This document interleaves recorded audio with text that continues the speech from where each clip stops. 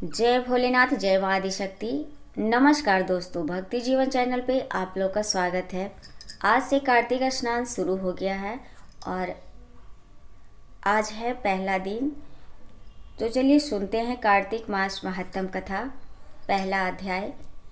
जो लोग कार्तिक स्नान करते हैं वो आश्विन शुक्ल पक्ष एकादशी से नहाना शुरू कर देते हैं। और जो खान पान का नियम है, जैसे प्याज लहसुन छोड़ने का, तो वो पूर्णिमा से छोड़ देते हैं, वो खाना बंद कर देते हैं। तो चलिए आज है पहला दिन, तो पहला अध्याय पढ़ते हैं दोस्तों। जय श्रीमन नारायण।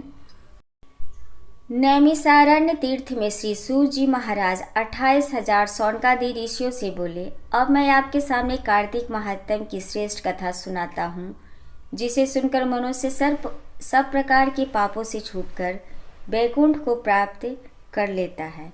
सूत जी ने कहा, श्री कृष्ण जी से आज्ञा लेकर नारद जी के चले जाने पर सत्यभामा प्रसन्न होकर श्री कृष्ण से बोली, हे नाथ, मेरा जीवन सफल हो गया। मेरे माता पिता भी धन्य हैं, जो आपकी 16,000 रानियों में मैं अत्यधिक प्यारी हूँ। मैंने वह कल्प वृक्ष आदि आपके साथ नारद जी को विधि पूर्वक दान में दे दिया, परंतु वही कल्प वृक्ष मेरे घर में सदा लहराया करता है, जिसकी बात को मृत्यु लोक में कोई भी स्त्री नहीं जानती। हे स्वामी, अब मैं आपसे पूछना चाहती हूँ, सो विस्तार पूर्वक कहिए, जिसे सुनकर मैं अपने हित कार्य करूँ, जिसके करने से कल्प पर्यंत भी आप मुझसे विमुख न हो। सूत जी कहने लगे। सत्यभामा के ऐसे वचनों को सुनकर श्री कृष्ण जी हंसते हुए सत्यभामा की बाहों पकड़कर कल्प वृक्ष के नीचे गए और बोले, हे प्रिय, 16,000 रानियों में मुझे तुम प्राणों के समान प्यारी हो। तुम्हारे लिए देवताओं और देवराज इंद्र से भी मैंने विरोध किया था। उस महा अद्भुत वार्ता को सुनो। सूत जी बोले, एक दिन श्री कृष्ण भगवान ने सत्यभामा के साथ गरुड़ पर सवार होकर इंद्रलोक में जाकर कल्प वृक्ष मांगा। तब इंद्र के न देने पर गरुड़ का इंद्र से घोर युद्ध हुआ। हे प्रिय, जब मैं तुम्हें हर चीज दे सकता हूँ, हर एक कार्य कर सकता हूँ, तो क्या तुम्हारे आश्चर्यजनक प्रश्न का उत्तर न दूंगा?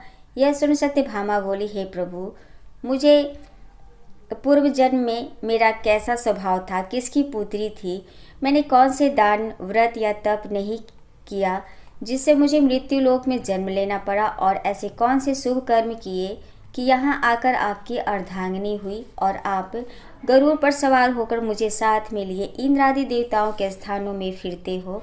तब भगवान बोले, हे कांते, तुम पूर्व जन्म में किसकी पुत्री थी, कौन से पुण्य और व्रत आदि तथा शुभ कार्य तुमने किए थे, वह सब कहता हूँ। पूर्व समय में सतयुग के अंत में मायापुरी में अत्रि गोत्र में वेदों और यज्ञों का जानने वाला देव शर्मा नामक एक ब्राह्मण था। वह रोज अतिथियों की सेवा, हवन और सूर्य भगवान की पूजा किया करता था, इसलिए सूर्य की तरह तेजस्वी था। उस ब्राह्मण के बुढ़ापे में एक गुणवती नाम की कन्या हुई, जिसका विवाह उस पुत्रहीन ब्राह्मण ने अपने चंद्र नाम के शिष्य के साथ कर दिया और वे दोनों पिता पुत्र की तरह रहने लगे। एक समय वे दोनों कुशा और समिधा लेने के लिए वन में हिमालय की तलहटी में पहुँचे, तो उन्होंने एक राक्षस को अपनी तरफ आते देखा, जिसके भय से उनके शरीर शिथिल हो गए और उनमें भागने की शक्ति भी नहीं रही। तब राक्षस ने दोनों को मार डाला।